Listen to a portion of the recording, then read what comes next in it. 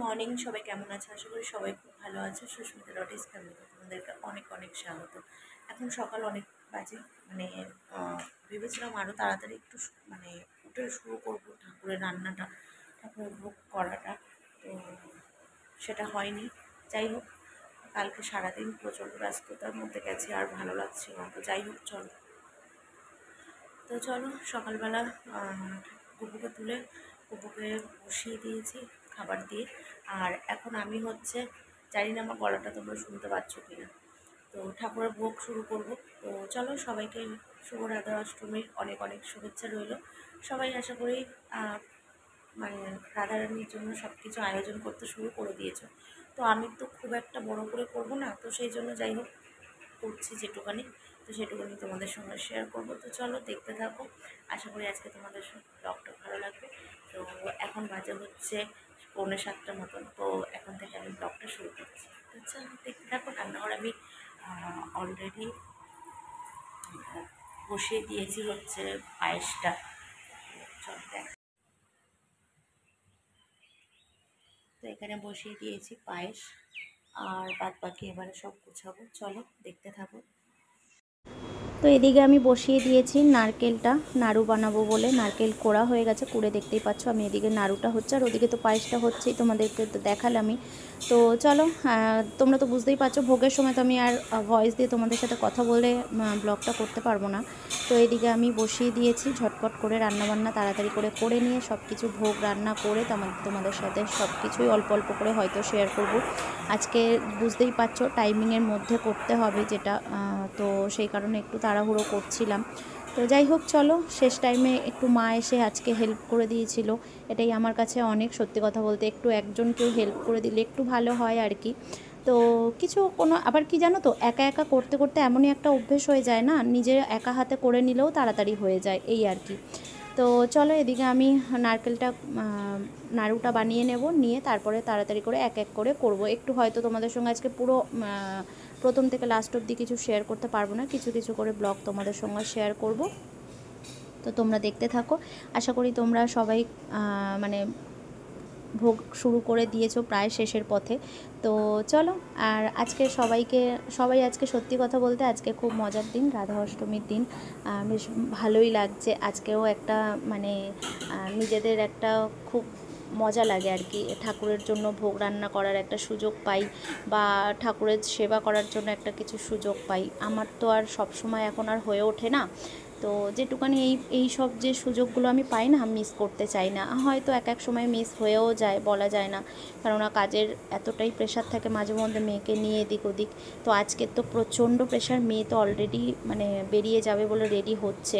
তো ও তো বেরিয়ে যাবে, আমাকে এদিকে সমস্ত কিছু করে তারপরে আবার ওর কাছে ছুটতে হবে। সব কিছুই তোমাদের সঙ্গে শেয়ার করব। তো চলো, আজকে ব্লগটা তোমাদের জন্য খুব সুন্দর ব্লগ, সবাই দেখতে থাকো।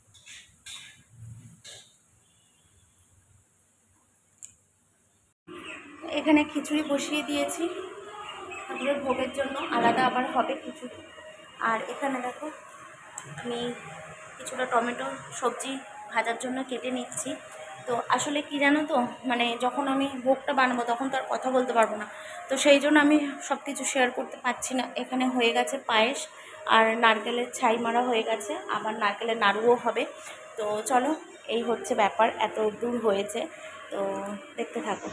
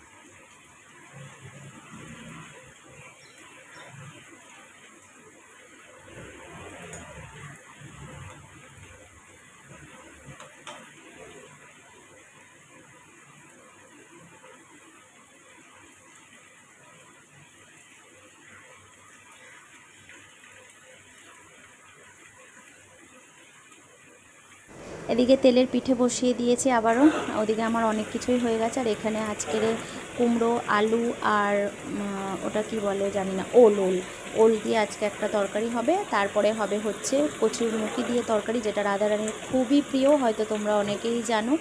তো এই সবগুলো যেগুলো পারবো সেগুলোই ভগবানের জন্য আজকের বানাবার চেষ্টা করছি। তো চলো, এদিকে লুচিও বেলা আরম্ভ করে দিয়েছি, কেননা সব কিছু একটা একটা করে নিতে হবে। আর মা এদিকে অনেক হেল্প করছে আজকে আমাকে, দেখো দেখতেই পাচ্ছ মা চলে এসেছে। দেখো এখানে মানে তরকারিটাও প্রায় হয়ে, হ্যাঁ ধার আছে ভালো, দাদা দিয়েছিল ওইটা। আর মহারানী উঠেছেন। তো চলো, চলে এসেছি, একদম সুন্দরভাবে সাজিয়ে গুছিয়ে নিয়েছি। দেখো আজকের কেমন লাগছে বলো তো, একটু অন্যরকমভাবে সাজিয়েছি, দেখতেই পাচ্ছ। আজকে গোপুসোনাদেরকে রাধারানী সাজিয়ে দিয়েছি, কীরকম লাগছে অবশ্যই কমেন্ট করে জানিও। 12টার সময় স্নানের টাইম ছিল, 12টা তাও আমার 10-15 হয়ে গেছিলো, 12:30 মতন। তো তখন স্নান করিয়ে সুন্দরভাবে শৃঙ্গার করিয়ে বসিয়ে দিয়েছি। আর এখানে আমি ভোগগুলো সুন্দরভাবে সাজিয়ে নিয়েছি, দেখতেই পাচ্ছ। আর হ্যাঁ, তোমরা হয়তো অনেকে লাইভ দেখেছো, আমি সকাল থেকে লাইভে ছিলাম, তোমাদের সঙ্গে লাইভ করেছি কন্টিনিউ, তারপরে আবার এগুলোও সব গোছানো করিয়েছি, সব কিছু করেছি। তো চলো, আজকের এই যে কচুরমুখির তরকারি একদমই রাধারানীর ফেভারিট খাবার, তো সব কিছুই অল্প অল্প করে করেছি।